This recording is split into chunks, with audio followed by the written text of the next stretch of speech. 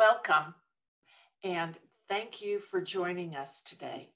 My name is Suzanne Silverstein, and I am the founding director of Cedars-Sinai's Share Care program. 9 months ago, we were all faced with our first stay-at-home order as a way of trying to lower the number of COVID-19 patients and numbers. Unfortunately, our numbers are extremely high again, and we are back in another facing stay at home in order to try to combat this virus. There is light at the end of the tunnel because there is a virus. Unfortunately, there is a vaccine for the virus. Unfortunately, we still must remain safe and remain at home and take all the safety precautions, which will create a very different holiday season for all of us.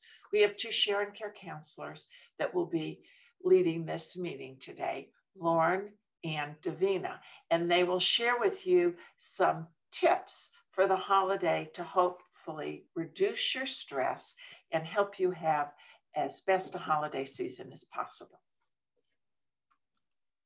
Thank you, Suzanne. Hi, everybody. My name is Lauren.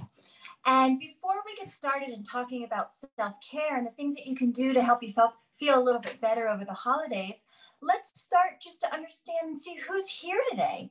Can you go down to your chat box and just type in your name and your child's school so we know who's here in our webinar and who we can support in our community? Hi, everyone. As Suzanne mentioned, I'm Davina, and I will just take another moment if you waiting for you guys to post your schools.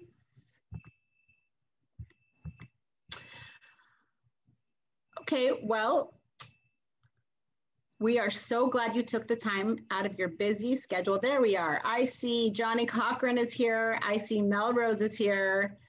Hello, Mark Twain Middle School, Crescent Heights Elementary. Thank you so much for taking time out of your busy lives to be with us here today. Today we'll be talking about creative and playful approaches to managing stress. So in the past 9 months, we've been presented with many health concerns, plus all the challenges of distance learning. Today and also now having your kids' school at home, it's really hard to kind of find that work-life balance and being able to get what you need to get done when everyone's in the same room or at the same house at the same time. We're really trying to figure out what is the new normal with all these changes. You know, that's so true. We all have our unique struggles, and we'd love to hear from you. If you wouldn't mind using the chat again to please type in 1 or 2 words some of the unique struggles that you guys have been having over this time, during this time. I know I myself have been feeling really overwhelmed at times. I have been feeling nervous and anxious at times. I mean, it really runs through the gamut of emotions. And, you know, I think they're all okay. This is sort of a new situation that we all have been dealing with, and we are trying to navigate this in the best way possible. So yes, stressed, I seem stressed, anxious, overwhelmed, losing my mind, same. Yes, teaching kindergarten. I mean, these are all struggles that I think across the board we've all been having. I've been talking to many parents and many teachers over this time. I myself am a parent and now am a teacher. And it is really stressful to say the least. We have a lot on our plate. We are trying to get our own work done. We are trying to homeschool our children. We are trying to clean our homes. We are trying to cook. We are trying to get groceries. We're doing everything. This is, all these feelings They are. They are. And I will say this, I feel really supported right now. Just seeing all these feelings that I've been having myself. So I hope you all feel supported, and just knowing that others are feeling the same way that you are feeling. Yeah, absolutely. You know, I saw isolated and tired. I even saw over it. I'm definitely feeling a little over it, right? With all this technology and trying to figure out, you know, how to get our lives back together. So we're really dealing with many feelings, and we're not alone. There's a lot of people who are going through the same feelings at the same time. And what's really important to know is that you can take moments throughout your day and your week to really pause and think, okay, how can I make myself feel a little bit calmer in this moment so I can make some healthy choices for me and my family in the holidays. So today what we're going to do is we're going to talk about self-care tools that can be very helpful for you. We will be discussing 3 categories of self-care. First is physical health and wellness. Second is emotional awareness. And the third one is building a strong connection. So let's start with the first category, physical health and wellness. So the first tip is exercise. The second is hydrate. And the third one is to get plenty of sleep. The first tip in our first category, physical health and wellness, is exercise. Exercise is a huge mood booster. I know it's hard to sort of get to that place of exercise, but when you get there, it is a huge mood booster, and you don't have to have a lot of space to do it. You can even exercise from your chair. So Lauren will be demonstrating 2 exercises that we'll be doing together from your chair. And the first one is called an arm roll. And for this exercise, you'll want to sit back in your chair, back straight, legs bent at a 90-degree angle, and feet planted on the floor. You'll want to touch your shoulders with your fingers and slowly roll your shoulders. Let's do 5 together. 1, 2, 3, 4, 5. That looks great, Lauren. Thank you. For the second exercise, it's called a bend over with arm lift. And for this exercise, you'll want to sit on the edge of your chair with your body leaning forward and your back naturally arched. You're going to want to put your arms at your sides and then slowly bring your palms together. Pause and then repeat.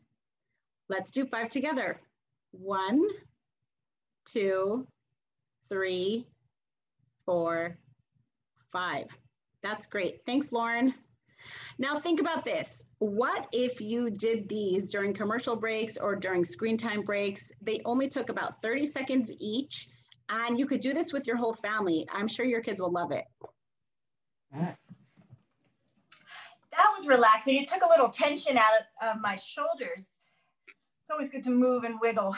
So try to make it fun and challenging, right? You can, there's many ways that you can do stretching games or different fun movements with your child. If you have little ones, you could even make up fun stretches that go along with the alphabet. For example, you could do A for alligator, or you could do B for butterfly wings and fly around the room together. You could even go 1 letter for every single fun, silly movement that you do with your children or family. Just be fun, be silly, laugh. It feels good to just let go of all the stress and move the tension in our body. Those are great, Lauren. I think I might try those tonight, actually, with my kids. For older kids, you might want to turn this into a family-friendly competition. I know that's always a motivator for the older ones. You could do a dance-off. You could see who does the longest wall sits or the most push-ups. Something else you could try is doing a YouTube search for family-friendly exercises, and you will find many quick links to fun and free videos. You might also check your chat at this time because we'll be posting some, there we go, we'll be posting some quick links to some of these exercises and a link to the Cedars-Sinai Healthy Habits website. And just in case you miss it in the chat, we will be emailing these links to you as well. There are so many great resources out there, especially now with just distance learning, and your kids can even help you find activities on there that you guys can do together. It really allows for the family to come together to see what you can do for self-care for everybody. The second tip of this category is stay hydrated. It's really important to drink about 8 glasses of water. It will help a day, and it will help you increase your energy. You can stay motivated and really stay focused on your tasks. What happens is if we get dehydrated, sometimes we can get cloudy and foggy, and we don't make the best choices for ourselves. So this is something I forget to drink 8 glasses every day. I move too fast, and at the end of the day, I realize I really hadn't had a sip of water at all. So a fun trick that I've learned, and I shared with Davina when we were creating this to share with you guys, is start in the morning and take a cup of water and then put 8 rubber bands on the cup. And throughout the day, you could set an alarm or put it in by your desk where you are. And then when you have a cup of water, take off that 1 rubber band. And by the end of the day, you will know how much water you've actually drank because there won't be any more rubber bands left. You know, that is actually a really great tip because I've been using that one lately, and it has really been helpful, and it helps me get all my water in. So tip number 3 for health and wellness is sleep. Sleep or lack of sleep can cause a lot of emotional distress. So try to get a full night's sleep over the holiday season. A rested family allows for many more positive interactions. And something that I've created with my own family is called a family commitment for bedtime. And so let me show you. And so, well, I'll show you in a second. Well, what you can do is you can involve the whole family in this exercise, and you can put it somewhere like the fridge where everyone can see, so it's a constant reminder. So here's mine.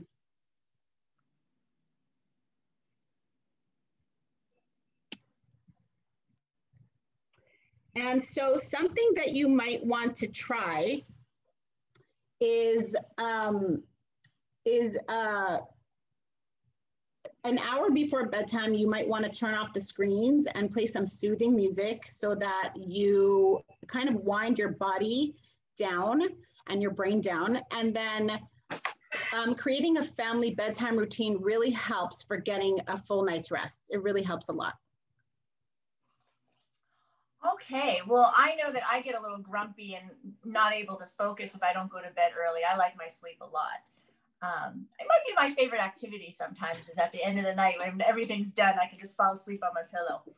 All right, so our second category of self-care is emotional awareness. And the tips for this one are 1, keep a journal, 2, take a mindful moment, and 3, check in with some art and see how you're feeling.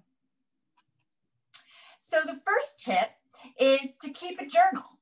And you can put all your feelings in and just as you want, just all the things you have to do right in your journal. Or you could create an art journal where you just, put all the things that you have to do on it. It's really easy, and it allows you to just, free flow and release what's in your mind and get it to paper. If you don't actually have a journal, it's really easy to make one, and it's fun to do with the kids as well. You can take regular computer paper, and then you fold it in half, and then you just staple it. And now you have a journal that you can use, and you can do different art activities and put something fun on the front. So it's really easy. Another really great way to kind of sort through all the thoughts that you might be having in your head is to take Post-it notes and put one thing that you have to do that day on the Post-it note.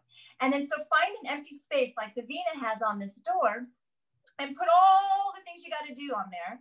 And then as you do them, you take one Post-it note off, you crumple it up, throw it away.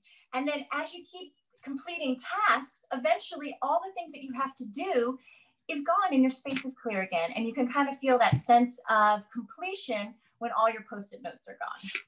You know, Mr. Rogers says that if it's mentionable, it's manageable.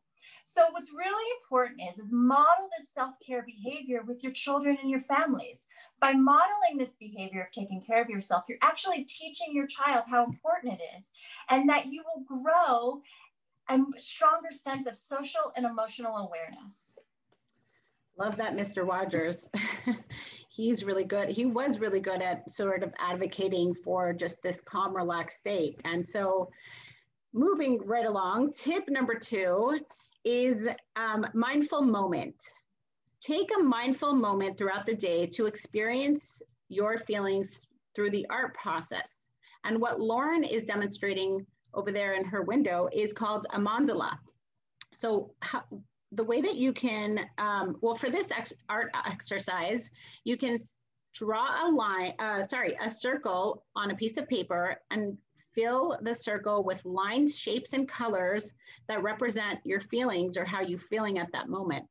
And this is a great exercise to do either on your own or with your family. And it really opens up the lines of communication between you and whoever you're doing it with. It just really gives a safe space to sort of talk about things. And if art isn't your thing, you could take a mindful moment and do some deep breathing. Yes, breathing is my favorite activity. What it does is that it actually resets your nervous system. So if you're getting overwhelmed or stressed and too much is going on, as soon as you start breathing, you kind of calm yourself down and you can actually have a little bit more clarity. So it's important to just check in with yourself, kind of to see what feelings or emotions do I have inside of myself, and then think, do I need to be grounded right now? Am I kind of all over the place, or am I bumping into things? But I need to be present. So breathing can really help you with that. And allow yourself to really take that moment. You can 1 minute, 5 minutes, meditation, however long it is for you, is going to help you feel just a little bit better. So a really fun activity that you can do anywhere, because we all have hands and some fingers, and something fun you can do with your kids. Davina's going to demonstrate for us. And this activity is called 5-finger breathing. So all of you pause for a moment and do this activity with us. You start at the bottom of your palm and you have your finger and you trace up your thumb and you breathe in. And then you trace down back to your palm while you breathe out. And let's do it a few more times. Breathe in, breathe out, breathe in, breathe out, breathe in, breathe out, breathe in, and breathe out. And if you're still feeling a little bit overwhelmed, then do another 10. You could do 10 breaths, and you will eventually start feeling better the more you breathe, the calmer you will be. And this is something great you can teach with your kids, and you guys can even remind each other when you're in the car, oh, don't forget to get your 5-minute breathing in, or 5-finger breathing. Yeah, I already feel so calm just from those 5 fingers. So imagine what can happen with 10. And now we are at our final category, building connection. This category includes traditions in new ways, expressing gratitude, and getting creative. Tip number 1, you might want to spend some time thinking about how you can create new traditions this year while still incorporating some of your most favorite parts of the holidays in different ways. If you can try meeting with friends or family outside while maintaining physical distance, or if not, you can try organizing a drive-by celebration, or perhaps you just have to meet virtually. There are so many options, and even though we can't get together, you can also try putting a surprise gift or a letter at the front door of your friends or family. Who doesn't like getting a surprise gift? I know I sure do. And especially if you didn't expect it, right? It's always nice to get a little something when, just puts a smile on your face, a smile on my face. So let's see. Tip number 2 in this category is during the holidays, pause for a second and think, what am I grateful for? Or what can I appreciate about my kids or my family? You know, allowing ourselves to express gratitude reduces depression and really can change your outlook on life and make you have a little bit of more of a positive perspective when you start to notice all the things that you have in your life and the good things that you have going on. So let's take a moment and type into the chat some of the things that you're grateful for at this time that maybe your kids or your family did, or maybe even just one person that you know they have your back. You really feel supported by them. So let's just pause for a second and see, you know, what are some of these things that you guys are grateful for? Let's see. So, you know, think, having lunch with our family and our kids. Yeah, you know, having those moments, those special bonding moments where we get to hang out with our children can really make a difference. Absolutely. So think about that. Yeah, our husband, our son, a roof over our head. Yeah, with all the things going on right now, having a job, having the resources that we need in order to feed the family. There's a lot of things that we can be grateful for. We'll keep typing them in, because this is one of those that you can't have enough things on your gratitude list. And sometimes you could even just wake up in the morning and just write all the things that you're grateful for throughout the day. Another really fun tip that you can do with your family is, if your kids or someone's doing something that you really appreciate, write a little post on a Post-it note what you're grateful for or what they did that really warmed your heart. And then you can post them all around the house so that they can find them, like in their lunch basket, or, well, if they were going to go to school, you might be able to put it in their lunch. But you could put a little note next to the lunch, next to their Zoom, after their Zoom class, or by their bed or in the bathroom. It's just worth a try. So many nice gratitudes on this chat. I'm just getting through all of them, and it's so nice to see that in the midst of all this, there are still things that we are grateful for. And that's important to remember. And, you know, those little Post-its, that is probably my favorite one. I can remember one time my kids woke up early, occupied themselves quietly, and prepared breakfast for one another just so they wouldn't have to wake me up. So you better believe they got some Post-it notes on their doors that day. Okay, our final tip in this category is finding creative outlets. There are many activities that you can engage in either on your own or with your family. For example, painting, woodworking, cooking, arts and crafts, reading, knitting, and gardening. Engaging in these types of creative outlets really does help to lower stress. And ask your kids what type of project they would enjoy and go with it. Have a family fun project day. I mean, we have so many days that we're kind of stuck at home. And so these are just ways to get around them and do something fun that is bonding and stress relief for you and your family. And it's really just doing what feels good and what works for your family. What might work for one family might not work for another. So check in with each other. You know, have those little family meetings and say, how are we taking care of ourselves this week? You know, what are we going to do for our self-care? And I just want to thank everyone who has been here today and took the time out of your busy schedules to come and just learn some really fun, creative ways to take care of yourself throughout the holidays, and that things that you can model for your family. These helpful tips and creative ideas, play with them, add to it, go explore and do as many more things that you can find that just make you smile during the holidays. So in summary, the 3 categories that we talked about for self-care are: 1, taking care of your physical health and wellness. 2, checking in with your emotional needs. And 3, the importance of staying connected. Even though we can't be with our families in certain situations that we might have been before, and now we're having Zoom family dinners and togethers, just feel connected. Make those phone calls and know that you're not alone at this time. and, just do one possible thing. Let's see, maybe we can make a commitment right now. And you can type it in the chat if you'd like, to see one commitment of self-care that you're going to be willing to do for yourself, and maybe one commitment of self-care that maybe you could do for your family. Do we have any in the chat? Let's see if anyone has any ideas of something that you might, even today after this webinar, what's something that you might be able to do for yourself that makes you just feel a little bit better? I think I'm going to do a mandala. Going on a walk. That sounds delightful, right? It's always nice to be out in nature. Post-it idea. And the 5-finger breathing. Those are all good ones. Well, our hope for you is that you really enjoyed these little tips and that you make a commitment to yourself during this challenging holiday season. We want to wish you and your families a healthy, safe, and happy holiday season. And thank you for joining us today.